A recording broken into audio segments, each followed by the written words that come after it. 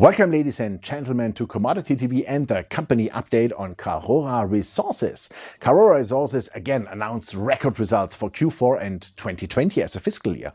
Production exceeded plan with consolidated gold production of 99,249 ounces for 2020 from the Beta Hunt and Higginsville mines in Western Australia. This was solidly above production guidance for 2020 of 90,000 to 95,000 ounces. In the fourth quarter of 2020, production amounted to 25,637 ounces, and this was thus the strongest production quarter in 2020. This now naturally gives hope for further production growth in 2021. Already 105,000 to 115,000 ounces of gold are planned for the current year, but we think it can move to 120,000 ounces of gold. The further decline in costs is also excellent.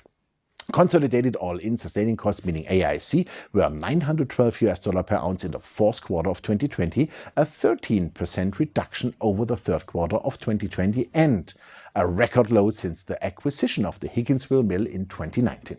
Consolidated AIC for 2020 whole year were $1,026 per ounce, below the 2020 guidance of $1,050 to $1,200 per ounce and 11% lower than 2019. In the current year, AIC costs are expected to be $985 to $1,085 per ounce. We think that this may be considered rather a conservative guidance. Consolidated drilling and exploration expenditures for HGO, Beta Hunt and Spargos for the full year 2021 are expected to be around 20 million Australian dollars, which then gives plenty of room for future production growth given appropriate drilling results. It is now important to take a look at the numbers.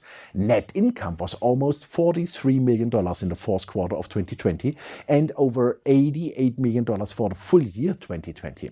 Net income per share was 30 cents per share in the fourth quarter and 63 cents for 2020, meaning Karora is trading at a price-to-earnings ratio of just 5.5. That is very cheap and does not reflect the value of this great gold producer. Karora ended 2020 with a strong cash position of almost $80 million, net of $4 million in debt repayments and $8.9 million paid into existing gold price hedges in the first half of 2020. Working capital was $56.8 million at 31st December 2020, an improvement of over $30 million compared to 31st December 2019. However, exploration also performed very well during the past year. The Beta Hunt and Higginsville mine operations in Western Australia showed a 334% increase in consolidated proven and probable gold reserves, the so-called 2P, to 1.33 million ounces and a 167% increase in consolidated measured and indicated gold resources to 2.5 million ounces gold. These are top numbers, which will secure production for at least 10 years. Spargos Reward was acquired in August 2020.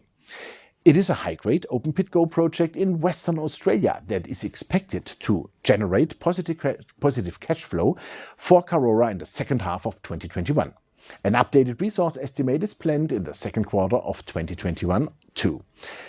By focusing on gold production, it was possible to successfully execute the remaining interest in the Dumont nickel project while retaining the risk of an eventual project sale. Karora received $10.7 million in cash immediately and retains the option to receive up to an additional $30 million in the event of a future sale or monetization of the project by the owner. A nice wildcard for the future in these nickel markets.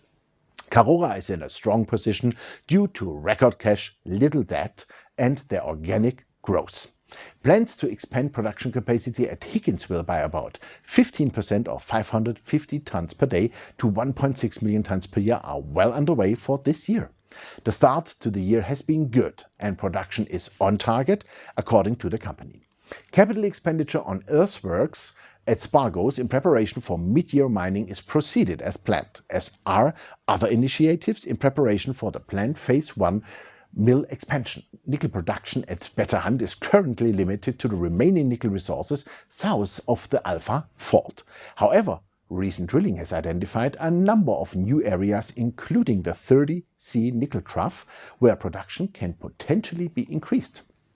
Exploration is also targeting 2 additional nickel targets with results expected in the second quarter of 2021. Based on the updated nickel mineral resources that was part of Karora's most recent resource and reserve statement as of 30 September 2020, a revised nickel production strategy is being developed. Although Dumont has been sold, recent exploration drilling in Australia has encountered nickel discoveries as a byproduct of gold production. This means future additional income for Karora Resources without much effort. This stock is undervalued and we think it is a nice opportunity to pick it up. My team and or myself are may or may be shareholders in the companies presented, and they are or may become part of the SRC Mining Special Situation Certificate. Thanks for watching us, and bye bye from Switzerland.